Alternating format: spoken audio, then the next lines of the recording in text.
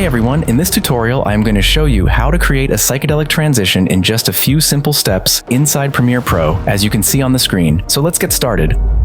Alright, you can see on the timeline I've got two different video clips. Let's create the psychedelic transition with these two video clips. First of all, we have to create a new adjustment layer inside the project panel. Here, we have to accept the same settings as the sequence. Now we can drag this adjustment layer from the project panel over to the timeline and place it on top of the two clips. After that, move the time indicator to the middle position between the two clips, because this will be the center point of the transition. Now we have to cut this adjustment layer on both sides with an equal amount of frames. In this case, I'm going to use 15 frames on both sides. So let's move the time indicator 15 frames forward.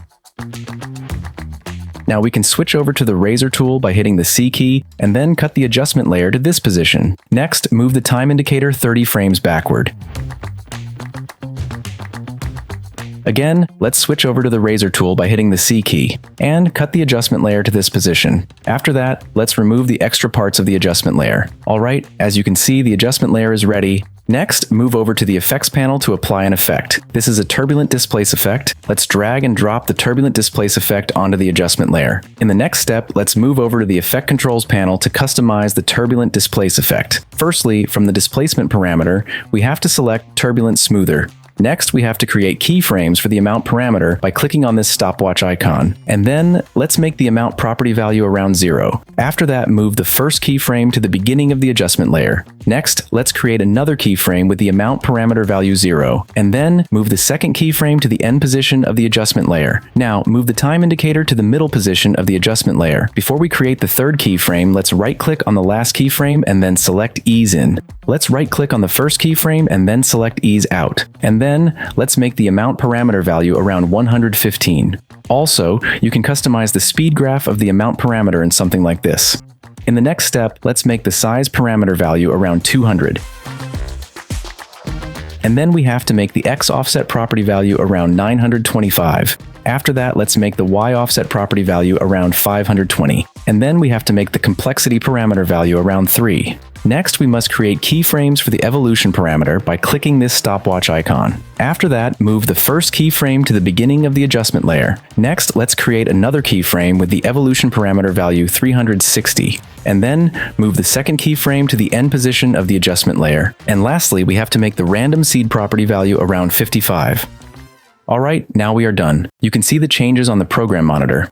In the next step, let's move over to the effects panel to apply some effects. Firstly, I am going to apply a directional blur effect. And then we have to apply an invert effect. Now let's drag and drop the effect onto the adjustment layer. And lastly, we have to apply a color balance effect.